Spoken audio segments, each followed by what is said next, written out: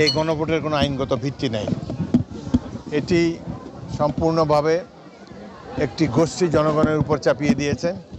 আমাদের দল বিএনপি এটাতে প্রথমে রাজি হয়নি, কিন্তু দেখা গেল যে বিএনপি যদি রাজি না হয় তাহলে আর নির্বাচনই হয় না, এরা নির্বাচন ছেড়ে বাড়ি চলে যাবে। মানে যে সংস্কার, যে সনদ, যে গণভোট, এগুলোর কোনোটাই বিএনপি বিশ্বাস করেনি, সব মেনে নিছে নির্বাচনের লোভে। আবার সেই মেজর হাফিজি বলে আমরা বদ্ধপরিকর জুলাই সনদ বাস্তবায়নের জন্য, এটা নাকি দেশের সম্পদ। শুনেন, আর জুলাই সনদ দেশবাসীর সম্পদ। প্রত্যেক রাজনৈতিক যারা সংসদে যাদের প্রতিনিধিত্ব আছে তারা সবাই জুলাই সংসদে স্বাক্ষর করেছেন। বিএনপিও আমি মনে করি তারা জুলাই সংসদ বাস্তবায়নে বদ্ধপরিকর। দেশের সম্পদ, ক্ষমতা পেলে তখন এটা দেশের সম্পদ। মানে কোনো কনসিস্টেন্সি নাই তাদের, আলাপ আলোচনা কথাবার্তার কোনো কনসিস্টেন্সি নাই। একবার এক কথা বলে, আরেকবার আর এক কথা বলে। যখন যে